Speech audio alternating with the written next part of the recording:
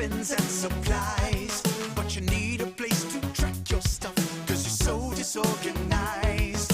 You click open the web page, you heard about a critical role, and now you're ready to kick some butt in a mine shaft full of no's. It's D&D, D&D Beyond, yeah, D&D Beyond. You got your stats, you got your swords, and you got your invisible wall. It's D&D, D&D Beyond. Hello, everyone. This is Todd Talks, and I am joined today with Lauren Urban, James Haeck, and of course Dan Telfer. He is the newest member of the creative team on D&D Beyond, and we're talking about comedy, which never happens in Dungeons and Dragons. So it's going to be weird. It's going to be an We're awkward about to conversation. experience the first, yes. This is the first. This is the actual first comedy in D&D at this moment. No one's thought to do it. Yeah. So my first question actually is, just to break the ice, what is in your opinion, the funniest character you've ever made for D&D that you thought was just hilarious? And you might have been wrong. But, Oh yeah, I mean, it depends. Are we talking like player character or when I'm a DM and I'm an NPC? I would say either. What's funnier to you, player? What? Player is I couldn't hear what you pretty said. We talked over Player- it. So yeah, player character, yeah. When I used to play with a bunch of other theater kids in my post acting school days, I had this half elf named Unferth, and he was just he's basically like the Thing. He was like Ben Grimm, and he would just smash open things and was really stupid. Like painfully stupid. He had penalties on everything except punching things open. And yeah, my theater director, Dungeon Master, did not enjoy that as a premise, but it was fun for me because there were multiple times there was a puzzle and I was just like, I attack the wall, which I just wanted to try.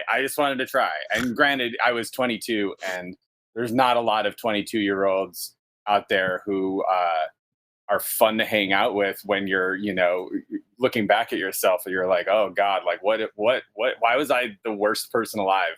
But I'm, hopefully I learned something from that. 13 experience. to 22.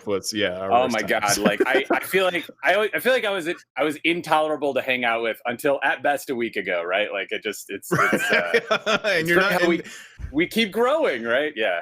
In 10 years, you'll be like, oh my God, do you remember 10 years ago? Oh, I know. I was so awful. How about for you, D&D James? characters feel that way about like 10 levels ago. God, I was such an insufferable bard 10 levels ago. Always No, the casting bards always vicious think mockery. that they're perfect. Bards are Yeah. always perfect at every level, and they know it. I did once have a vampire character named Peaches McGillicuddy. That might be funnier. Well, it sounds funnier. So yeah. What kind of adventures did Peaches McGillicuddy get onto? Oh, he was like one of those what do you call them, like pinhead types from like a carnival. So like he was full of tattoos and like nails that were driven into his skull. Trepanning, that's what it's called, right? That's the Egon Spangler word that I picked up when I was a kid. Trepanning. We know about trepanning, right? Mm-hmm. Yeah. All the kids are doing. He was super into trepanning, where you like drill a hole in your head to let the demons out. So Yeah. Good old fashioned medicine. How about for you, Lauren? I'm skipping James a bit now. He didn't he started answer to quick talk, enough. and then I rudely interrupted him with Peaches McGillicuddy. You did. Well, that's how it works here. Whatever I had to say. Well, then I'm And just you, going to throw it Peaches? back to James. And be like, James, who's your How funniest dare character? you? Oh my How God. dare you subvert my hosting? Chaos in here. Lauren, Todd please has text me power what yours here. was, so it's just you and I. We'll just go have a sidebar. Yeah, James. Oh, okay. Funniest character. So I usually DM, of course, but when I play characters, I actually don't usually try to make really funny characters. But when I'm DMing, I make funny NPCs all the time. Like when I'm DMing, I often my stories tend to get so intense that unless I have a little bit of comic relief, it just becomes unfun to play. And so having what was the most recent just goober of an NPC that I had to play? Goober. Oh, Goober. Oh man, That's gonna be the name of my NPC next is going to be character. named Goober. Yeah, Yeah. exactly. Okay. Now that we've settled on this, we have to like resolve to joint play this NPC like we're Jaegering in Pacific Rim. You know, Nice. you control the left side of Goober, and I'll control the right side. We'll co-DM a game and where that's the monster with two heads. It'll be great. I have an adventure that literally is that, where all the players are actually possessing one person, and everyone gets a Who's your turn. Goober? Everyone has initiative for role playing. D&D adventure. I'm still waiting for it. Will someone please let James describe his goober? I feel like we've interrupted this goober several times. That's on him. He's not being more assertive. Well, because now I'm. Okay. Yeah. This is how we host it. I'm no longer describing a past NPC. Now I'm imagining a new one. And I have to think about this Goober character because it's lodged in my mind and it won't let go. He's got to be an Etten so that we can have this weird like Jaegering idea that we're thinking of. Two heads, both squabbling with each other. He's got to be.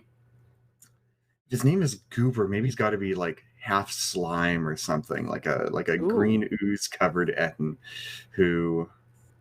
Well, that's nasty. Oh, I know. The players will love this guy. He could Maybe be that's like how he up to keeps his waist clean.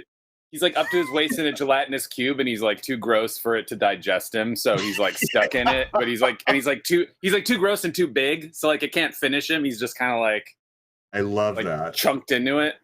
I love All right, that. so now could we wear have it- three. See, that makes me DMs. want a two-headed troll who's in a gelatinous cube because he's just Yeah. regenerating, right? That's and he perfect. can He like can three wear- heads. He could even wear the gelatinous cube like a MooMoo. Yeah, This just- I'm sorry, this now and sounds that's how horrific. that's his attack. His core attack is just grabbing you and stuffing you into his MooMoo, his gelatinous MooMoo. I feel like this is how our comedy tends to go. It tends to start really funny. It just takes a weird turn somewhere. Well, I got jealous because I was like, oh man, I wish I described NPCs. Those are way funnier than the player characters I've made. Yeah, I feel Dan, like we all most of my fail.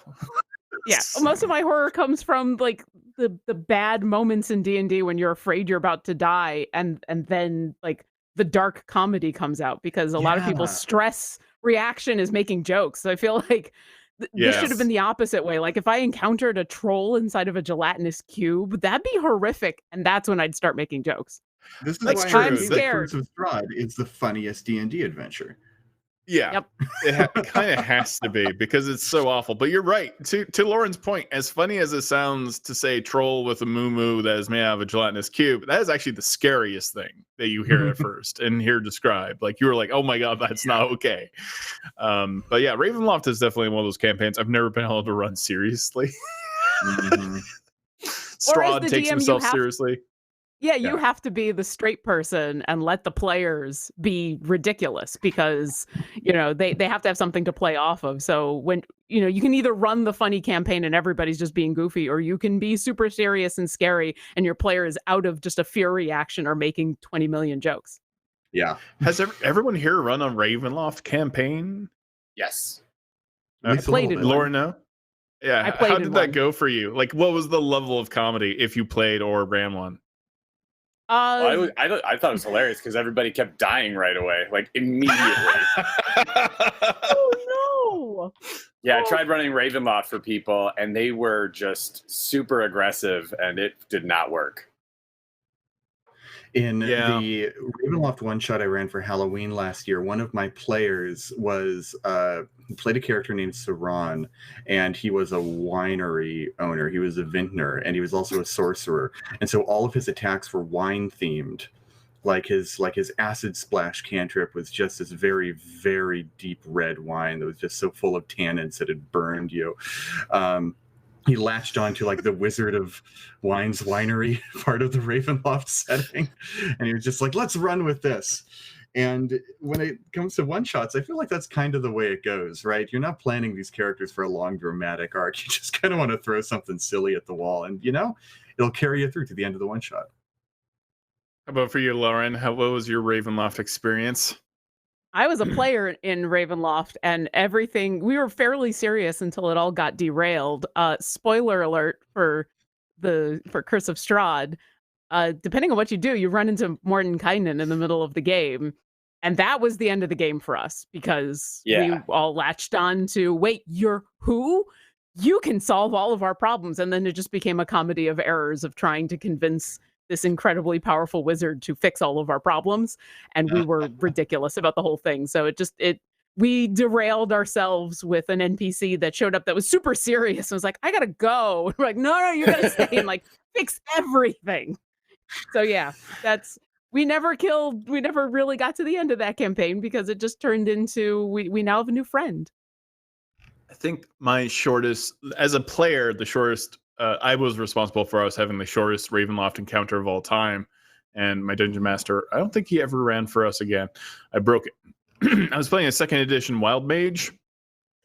It's not a good mix for Ravenloft. And we literally went into the mists, and then we're on a hill, and the zombies are coming for us. And I actually cast a spell, and that caused a wild surge, and that caused us to lose all our clothing and items. So we are now naked on a hill going up against Strahd zombies, and we died. That was the game. It's good times. We really got into the nuts and bolts of Ravenloft that day. We died naked on a hill. I wonder how many deaths wild magic has been responsible for, especially at low so levels. many. I don't feel like that is in 5th edition. I feel like it is far less aggressive than 2nd edition, but I love the Tome of Magic and everything that was in there. The funniest I ever experienced was my own wife. I was running Ravenloft for her, and she came up with she was playing a little tiny Tinker Gnome. She decided that one vampire had attacked her, so therefore Strahd was after her to kill her. That was her character's Whittle's reasoning about everything in the universe. So she basically went on a 6-month campaign of just collecting dead bodies, filling them with alchemist fire, building a catapult, smuggling dead bodies into Castle Ravenloft that had alchemist fire already in them, and then started shooting Castle Ravenloft with a catapult from the graveyard across the ravine. I couldn't think of any scenario where Strahd would possibly predict any of that. As genius as he is, no one suspects a rock gnome with alchemist fire filled bodies. So yeah, she got very far. I mean, she almost died immediately, but she got pretty far. So that was the funniest Ravenloft campaign for me. What has have you ever had comedy kind of ruin your game, like as a dungeon master? Like, I don't feel like it does necessarily, but sometimes you're like trying to do something like super dramatic, like this is the big moment, like a character has died or the evil villain walks in.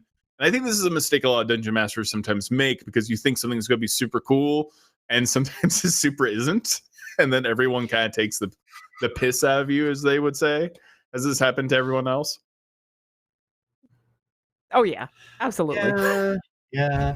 Even players who are like super nice and respectful do this, and often they're not trying to like screw your moment over. They just kind of like it's a, like you're saying, it's kind of a stress reaction is to make a joke bit. And in high intensity D&D scenarios, like a major death or something like that, people kind of have to be like, haha, I'm laughing nervously. Here's something. I don't know what to say. So take this funny thing. And I don't usually take it to heart, right? Like it's nothing personal, unless they're actively trying to be a douche to me. So, well, and if something's funny, it's funny. I mean, yeah. Like you're supposed to have fun. I mean, if the scenario is hilarious, it's hilarious. This is like Yeah. I've also had the other way around, and where I'm doing something funny and then the players get super distracted doing something intense. Or I had an adventure that I ran that involved a pie monster, and they had to defeat a legendary pie monster. It was a giant pie, because I find food funny. And in the middle of this giant pie monster, which was supposed to be ridiculous, and they were having fun, the wizard got very fixated on the fact that the person who had created this creature, they'd used an animate spell, but it had been altered to work on dessert, and they got very distracted by the fact that, wait, I want that spell. You have a spell scroll with that on it? I want that. So everybody else is playing this kind of funny scenario of being, smacked in the face by whipped cream, and my wizard is like, I gotta go over there because I want this in my spell book. It's like, all right, well, I'm glad you like the spell. Pie. So pie. I'm excited. I want you to homebrew that today after this interview. It's out there. It's I think I've seen the draft of this adventure, actually. Yeah. Yeah, it's out on DM's Guild. It's the one thing. Oh, cool. Yeah, so you can actually very cool. You can actually go. It's the one thing. It's the one thing you can buy for. It's called the Pie Fight. That's literally what it is. Okay, that's awesome. Yeah, that's really cool. It's you ran that for. Was that Destiny and Doom? Is that what you ran that for? No, but I use pies in Destiny and Doom because I find food funny. No, so this was I wrote it. Funny. My podcast does a live game for charity every year, and this was the live game that I ran for them the one year. And so I put it up on DM's Guild because people were asking, and so whatever proceeds I get from that, I just buy more stuff on DM's Guild. But yes, I find pies funny. If you want, that's my advice to anybody. If you want to make your I like that funny, charity. Pies. Whatever. All profits go to buying more shit on DM's Guild. Yep, that's honestly what I do. Every once in a while, I'm like, oh, I've made a couple bucks. I'm gonna buy this. So yeah. Yeah. I mean, I think Dan. I come from I come from kind of like a point of privilege because I've been doing improv and comedy for over 20 years. So I feel like I might be a terrible player to have in your campaign. Like I'm lucky. I'm mostly Dungeon Master now, so I create a lot of stuff, and I'm also a Dungeon Master on a comedy podcast. That's like, it's mostly Dungeons and Dragons, but there's a lot of comedy expected from it because we're mostly comedy writers and stand-ups. So most of the time there's comedy being set up and there's drama mixed in, but everyone's like looking forward to comedy interrupting everything. And it's always kind of been something I've looked forward to. So I feel pretty lucky that I have people who get that. I think in the past, there must have been points where I was with, again, like my theater friends or my high school friends, where they must have been like, Dan is trying way too hard to be funny. Like, who is he trying to impress by constantly punching the walls and trying to rip them open? Like, what is he overcompensating for? But, I really feel like bringing the silliness out of everything is part of I like going off the rails a lot. I like that kind of stuff. And so I do try to, when I DM, like make it very open world. So like, it's okay if you go off the rails. There's not like an NPC with a speech, like waiting in the wings. It's like NPCs that I'll improvise the dialogue for in case you do something really weird. And then that awkwardness will be fun. I have kind of a question, if you don't mind, Todd. Yeah. I want to hear from all of you folks. When comedy does crop up in your D&D games, do you like it to be like intentionally humorous, like from a character's class, like wild magic, or from like their concept, or do you like it to be that sort of comedy out of necessity that we've been talking about so far? Because in D&D books, like in the published stuff, they're like, we try not to include stuff that's too funny in here because we know the funny stuff will happen at your table. Yeah. I don't for me, I don't ever try necessarily for comedy. I mean, I have a very dumb, giant hulking construct Warforged character who takes everything very literally. I've talked about him quite a bit. Rend was once told by my wife's character to, like, if any of the goblins hear you have to kill them. And he's like, okay, I got it. But he's super polite. Like, he's super lawful polite. So he kept on saying hi to all the goblins. He's like, hello. Oh no, I have to kill you now. And so he just murdered like, a few hundred goblins out of politeness. So that character I made that way because but I try not to. It's a horrible idea for a character.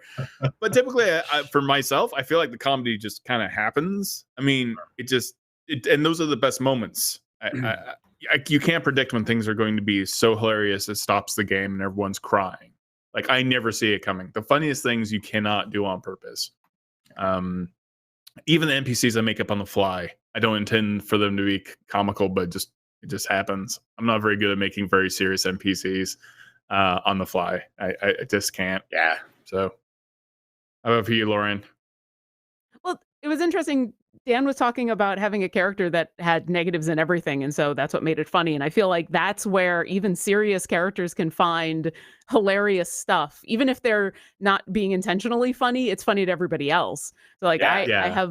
I have an Aarakocra rogue who is, especially at the end when she was level 20, she's got a 32 passive perception. She sees everything, but she's got this negative charisma. So she just never lies and blurts things out all the time. So she's not necessarily funny herself, but because of the kind, she sees stuff and she's constantly just narrating all of the stuff that people would know better and not say out loud. So she instigates the comedy. Yeah.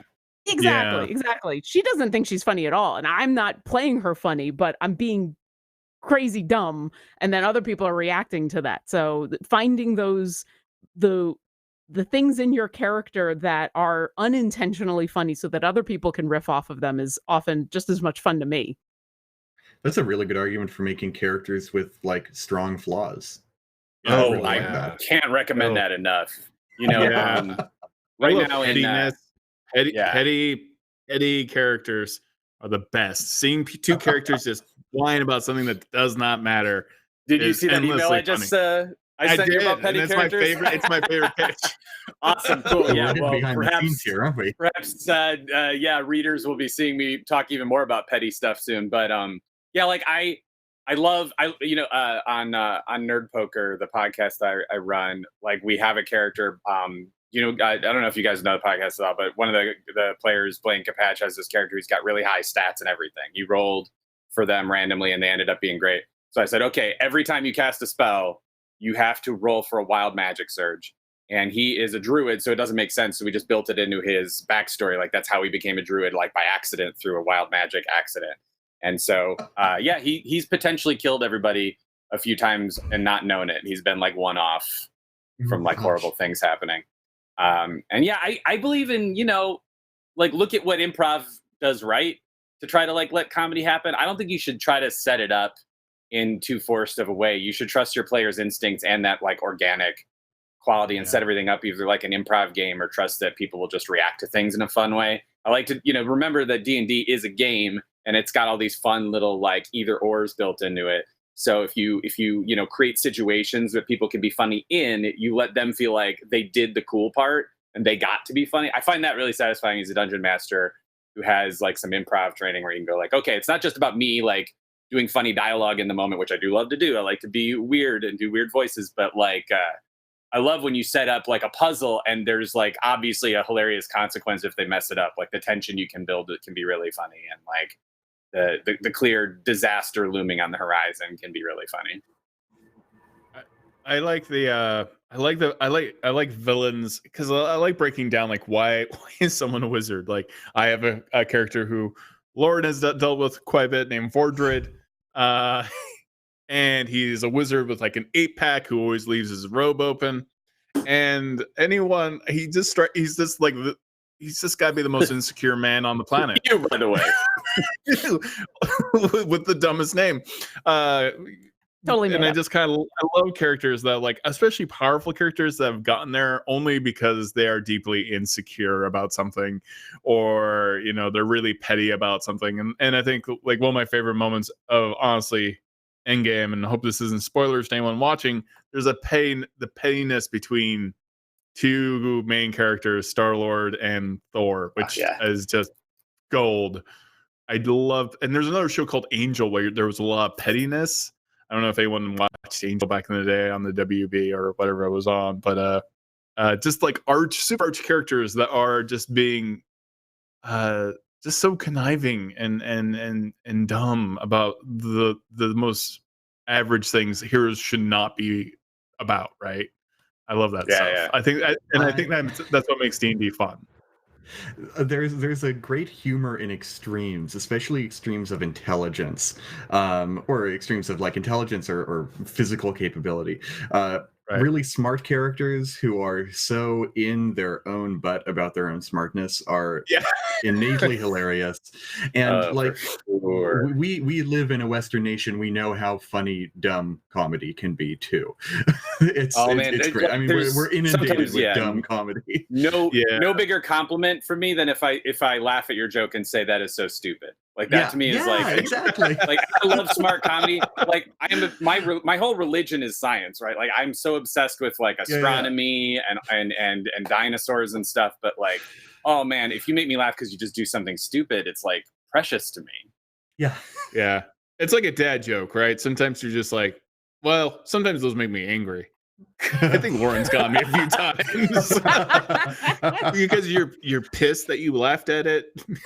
You feel like you've lost some chunk of your soul.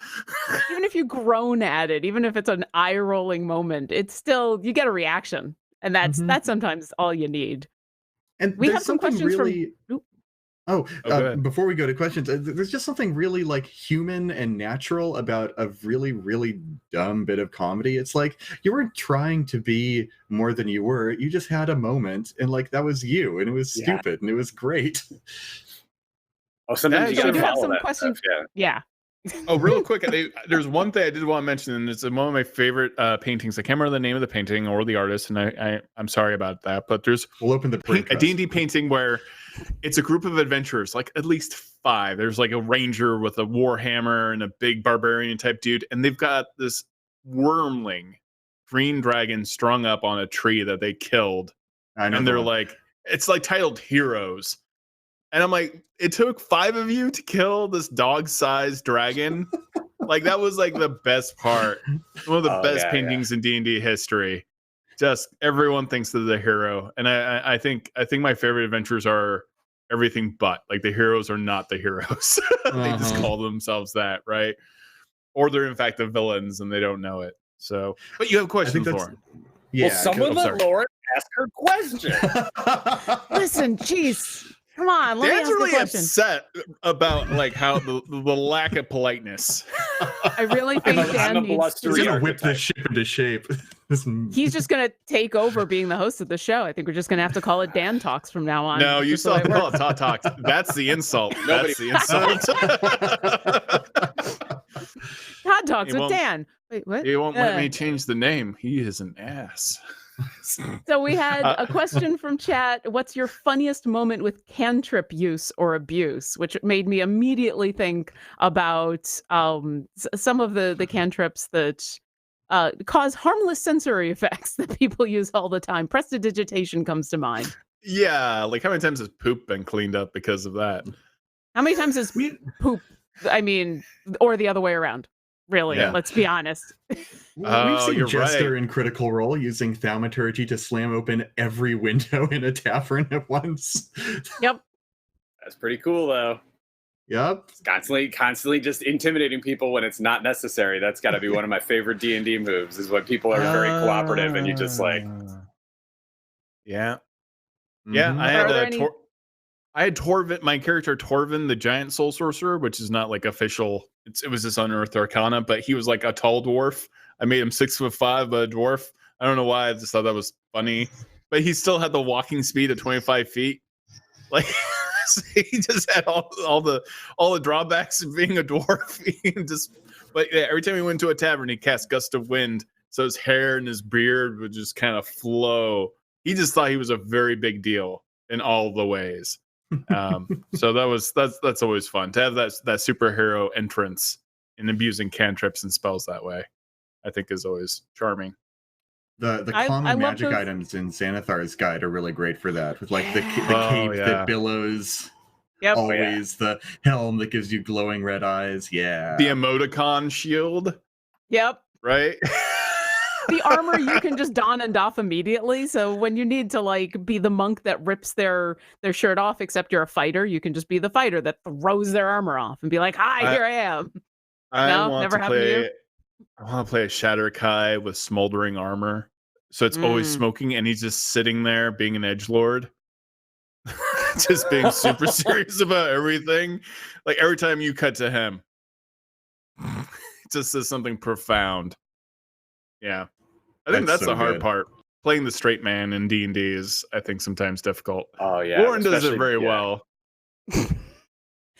I love doing it though. I find it so much fun, but I'm surrounded by people who are super funny. So it's easy for me, especially with a character who has innate intelligence, to be just the super, wait, what? That character. I find that fun. One of the characters on Nerd Poker, run by Sarah Gazzardo, she does this thing where when she's trying to intimidate people, she does thaumaturgy to have flames appear behind her eyes. And she did that when she rolled a 20 on intimidating a dragon. So now like this whole dragon's army is afraid of her. Like there's like whispers of like this cleric who stared her down. Yeah. It's fun to be like, oh well, I guess you get advantage on stuff against this dragon group now. That's what I love about social encounters is that like things can go so well or so wrong. I saw someone like right out of the gate, character like roll great. They were a draconic soul sorcerer. I mean, bloodline, and so they had an advantage to like charisma checks, and they rolled like a great charisma persuasion check on a dragon to convince a green dragon not to kill them. And then they said some shit. It's like, oh, I can't recommend that. Like any, if you have any interest in this awkward stuff, you gotta like have encounters where like a fight should happen, and even though your players are all bloodthirsty and just want to like mow this thing down, have the monster talk to them. I swear, such great things happen. It's always awkward and horrible and wonderful. And it is all. And that tension of watching someone then tear it down, like who's just like, you just convinced him not to kill you, but you just had to talk a little bit of smack. You just couldn't let it go. That pettiness again is like everything in D&D's or any role-playing adventure. It just makes it so funny. Like everything would have been fine if you just weren't you. Those are the best adventures for me. When you know that your players are like, this is the character they play. And I think if you can, as a DM, even like kind of not plan for it, but like structure things where you like know that their own flaws are going to inevitably just get them in trouble, then they very much earn that storyline. Like they're definitely the masters of their fate.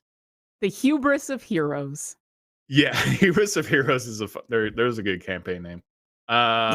We've been talking about questions for a while now, but not getting to them. We got one. We had the one. We got one. That's true. That was from the audience. Okay, good. Like some more questions? I have more questions. Someone did follow up the funniest moment with magic, asking how can a wish spell be used for comedy. I'm going to skip over that for personal reasons. All times. Wish can never be used for comedy. Never. Absolutely not. No. I feel like you've been scarred, Lauren. Just a couple times. Yeah. I don't know. I hope you're talking to someone about this. I'm talking to Todd about that, apparently. Yes. Yeah. James, I don't know. Do you have any experience with wish being used in a funny way? No. Next question. No. Okay, good. I mean, I've never let anyone do wish, but it would have to be ironic as hell. My characters, the people who I play with never seem to roll wizards or sorcerers or wish-getting people when I have campaigns that go into those high levels. So I've been spared any chicanery going on with wishes. Chicanery. I'm glad I'm not the only person in the Inland Northwest that uses that term. Sometimes the writer vocab just pops out of my mouth. No, it's a great word. I love it.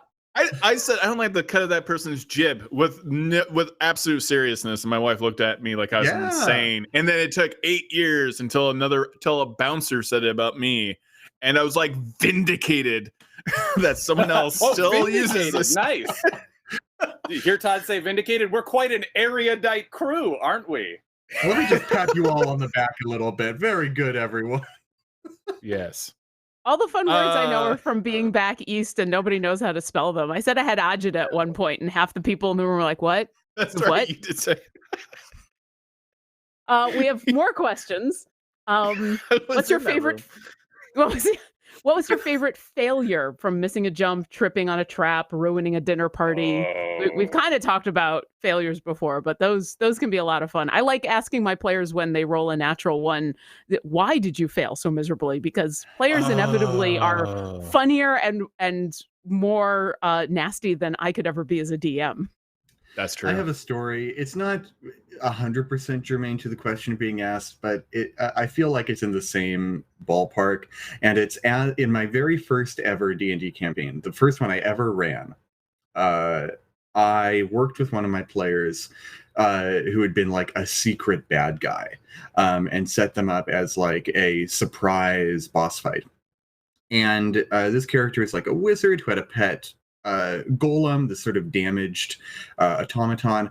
And I probably just played too many video games. I set them up in a the final dungeon was this volcano, and I set them up in this volcanic cavern, and they were on this like island, dozens 50 feet up from this massive lake of lava. And so, like, they could shoot their Eldritch Blast or whatever from the safety of this little pillar of rock in the middle of the lava.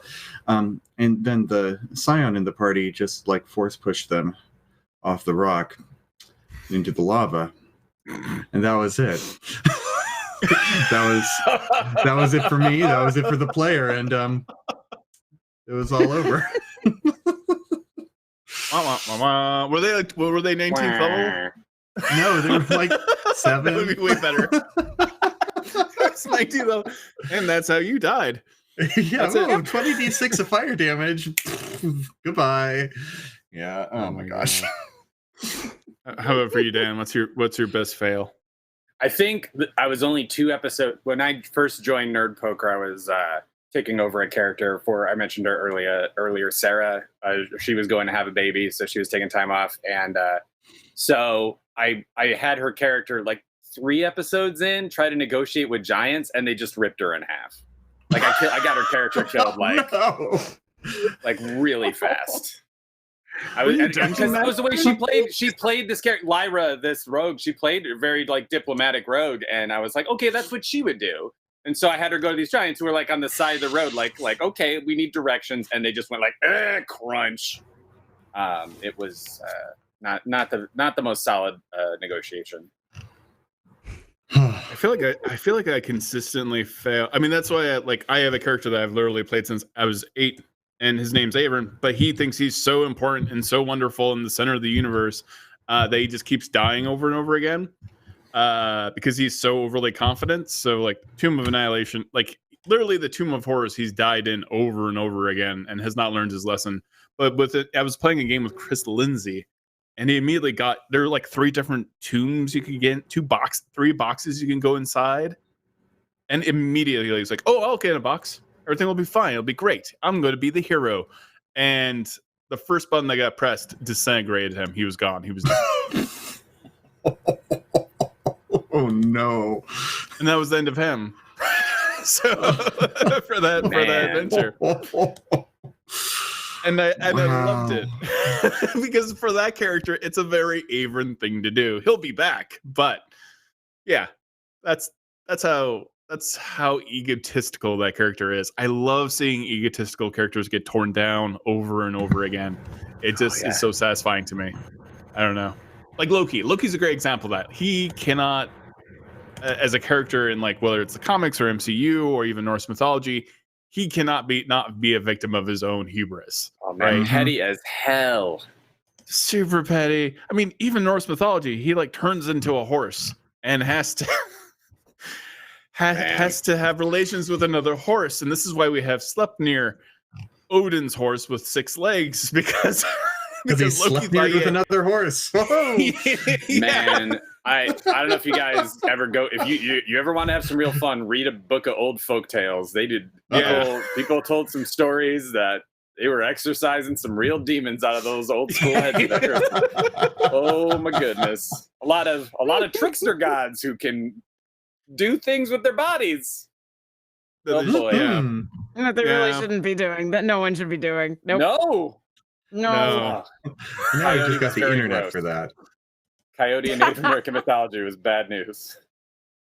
Have you ever seen characters in a group that like consistently failed in a way that was very amusing? For some reason, we had a character in our group who, I don't know why this kept on happening to her. I was not making it happen in the campaign. Every time she was near liquid or water and she had an acrobatics check, she got like a 1. She couldn't. She crit failed every time. She fell into like a pile of just feces. She'd fall into anything. I never set it up this way.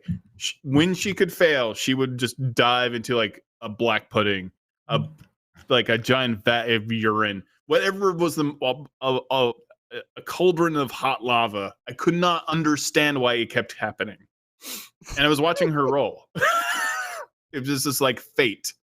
Fate decided this was her big comedic thing.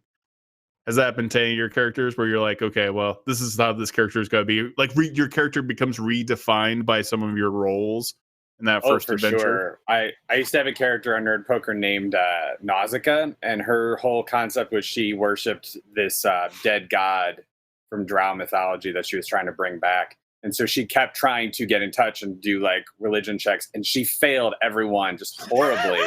And so, but it was like her whole concept, right? Like the only reason she was in this campaign was to get in touch with Zinzarina, and like never worked, just got worse and worse. So she started turning into just this like filthy, just like disgusting, like constantly doing blood sacrifices after they would kill a monster and just like ripping out its entrails and like drawing on the ground with the entrails and just like getting filthy and just like Zinzarina will eventually come to me and explain why I'm doing this, and it never even came close. I think I never rolled higher than like a 5. It was just like wow. it was just, ugh. So was she just like so wrong about every kind of prayer and every type of like because she's getting a one. So And, like, being worshipped the right God. I started writing like my own prayers in Drow and reciting them on the podcast, hoping that like it would like bring some juju to my rolls, and it just ended up being worthless. It was just like she became very deranged from the constant like, and I played her that way, but like yeah, it was fun, but it was a nightmare. She became a nightmare character.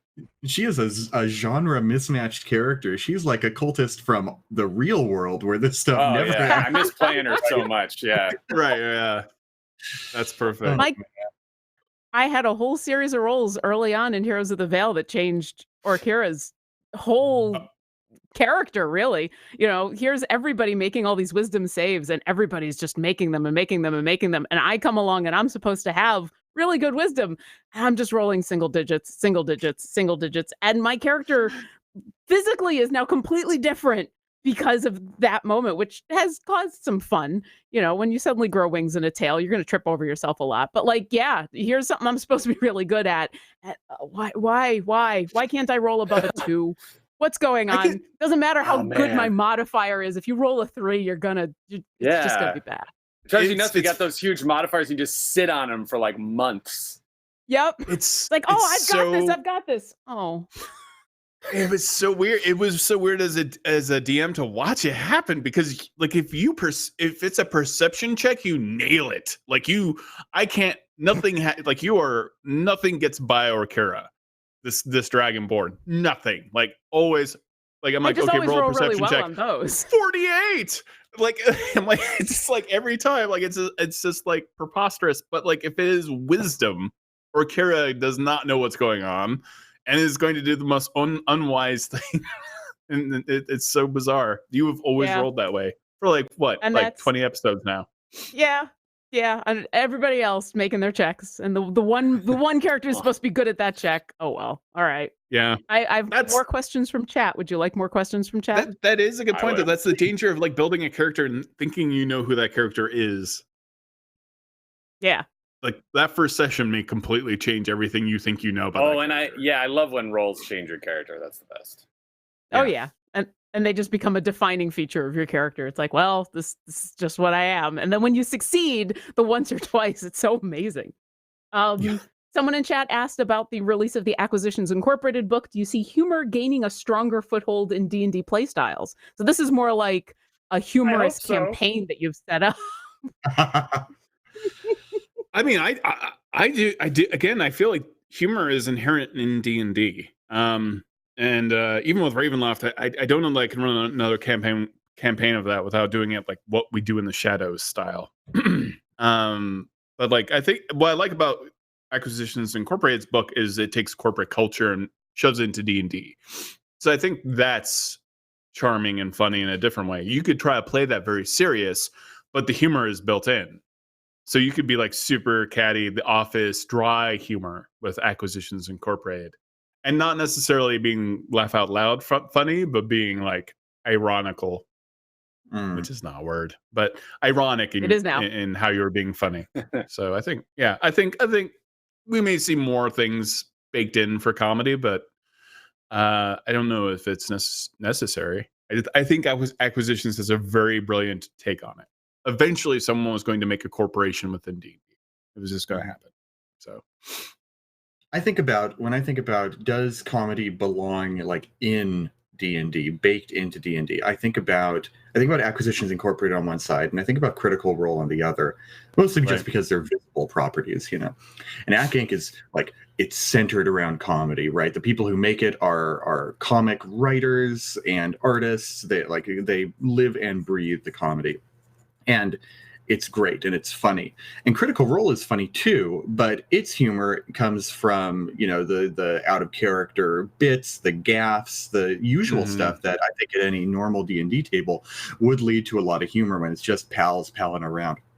And I love both options. And I'm glad right now that we have both options available to us. If you want to write an intentionally funny campaign, Ac Inc. actually is a really good template to draw upon. Or if you just want to do your own normal D&D thing and have the fun come from your friends hanging out and being pals, you can always do that. That's every D&D thing ever written, because it's just friendship. Yeah, that's a good point. Dan, thoughts? Well, would I like to justify it's funny to hear you guys talk. Well, Acquisitions and Critical Role are the exceptions. Dan, you run a comedy podcast that we haven't mentioned. What do you think?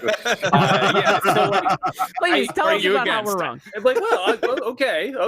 We've been around since 2012, but sure. I think Acquisitions does a good job. I was in a World of Warcraft guild in 2003. That was, or whenever the game came out. That was run by Scott Kurtz from PvP Online, and we would go kill the Penny Arcade people. So I'm proud to have killed those Acquisitions Incorporated people in World of Warcraft. It's been there for such a long time. I mean, I do think it's good to have the players run it, and I like that Acquisitions is adding this sort of parody element. I don't know if you guys have played the Neverwinter console PC game. The MMO where they've built the acquisition stuff in there and had those guys do VO for it, and it's a lot of fun. It's fun, and I think it's interesting how easy it is to make it seamless with the rest of the official, WotC kind of adventures going on parallel to it. It's just there's the acquisitions building just sort of sitting in the middle of town, and then there's all the other places where you can get your other quests. And I mean, it's right there if you want it. I think when I'm as a dungeon master, I just love creating lore, and I love making it kind of fun and funny. And it really depends on your players. And some players, if they want to be funny in your game, just set them up to be funny, and you get to squeak in your own funny, and it ends up being really funny. I don't think you need to overthink it, but it's fantasy, and fantasy is your opportunity to live out whatever kind of catharsis you want, and if you take that catharsis too seriously, I mean, maybe you should see a therapist. I think it's it's got to have levity to it too. It's got to, the Star Wars was funny, and that's one of the biggest fantasy things ever. All these things have built-in levity too, and I think it's good as long as somebody in the game is thinking about bringing lightness to all the insanity. I mean, you're gonna just have more fun. So. I like that Acquisitions is coming around in the way that it is, and that it actually made its way to that on MMO too, because the book coming out is really cool, and the MMO coming out to me makes it more seamless to me, because it's saying, oh sure, we could put a book out and say the rules are the same, but look, here's a visual representation you can make your character wander right into, where they can have all the interactions that are completely parallel. And I hope that actually opens some minds up to this kind of stuff too, because I think it's right there in front of everybody. But when you look at the landscape, it often isn't presented as comedically possible. If that makes sense. The thing, as far as story structure goes, and characters and role playing or even acting, one of my favorite takeaways of all time, and I feel it's something that they almost should teach in film school, is the difference between when you go from I'm so MCU obsessed, my wife will kill me. Thor the Dark World to Thor Ragnarok. The difference in tone is so amazing because taking super arch Yeah. characters like I'm Thor, I'm Odin Allfather, and you have to make fun of that. Like you have, like I feel Yeah. like that, like that Yeah, they Ragnarok like Thor was- has to be petty. There has to be ridiculous moments of like failure when people are like set to like god level height. So my favorite characters, and I honestly the characters I love the most in the games I run are the ones who think they're like the best at something and are willing to fail. That's so fun to me. Like failure is probably the best thing in D&D. To be completely Yeah, honest, and like you know, I love a win, but oh, speaking yeah, of failure. Ragnarok, which Ragnarok truly to me was like I love Guardians, I love a lot of those movies, but Ragnarok was such a game changer for me. There's your proof right there of like when you can make something deliberately funny and it's okay. Is Korg? You got any Korg fans in the house? Oh my god, Korg! I have a Korg shirt. Thanks, new Doug. Oh my god, so great. And it's the director of the movie a lot like saying I am self-assured enough with this comedy, you can trust me to be this character. And you know, the way he integrated it in didn't ruin anything for me. I was super into it, and it was just the right amount of like weird looking monstrous character and silly voice and casual personality, and it fit right in with some of the more serious stuff that was going on around it. It's tonal, it's balanced, it's not going to be perfect every time, but like you can let yourself be outright goofy in the middle of some serious high art kind of stuff. Yeah, because bad things happen in that movie. I mean, Asgard is destroyed. Yeah, people He die all loses over the his place. father. Yep. People die. Like all his best friends are murdered. Or Doug. Yeah. And Doug. We don't even get to meet Doug. Maybe he'll show up in Love and Thunder. Maybe they'll resurrect Doug somehow. But yeah, that's. And what's I a think little that is like larva guy who gets squished too? Meek. Oh, Meek. Oh, yes, yeah. Meek. Oh, yeah. no. Who's a far more serious character in the comics, but so wonderful. Yeah, I like that at the end. One last piece of darkness. Oh, that's Meek's dead. I stepped on him. Oh no, he's okay. Like, that's like I think it's my number one film of all time, which is I know a bit extreme, but I have watched it so many times and it never stops being funny. It's wonderful. Even with the chain gag, that set the tone right away. And that's why I like in D&D campaigns, is to know that things don't have to be so serious all the time. And I feel like everyone's going to bring their comedy no matter what. And if you as a DM are being super arch, you're probably inviting comedy to come at you, to be honest. Yeah, totally. You got to, no matter what you do, you got to be ready for people to diffuse tension somehow. And sometimes they're going to do it with a really smart choice that you wanted to happen. And other times they're going to kind of break format a little bit and try to, cool the ice a little bit or bring the ice Sometimes to the hotness. You know what I mean? Sometimes they're going to bust out something brilliant, and sometimes they're going to pull out an alchemy jug and pour mayonnaise all over it.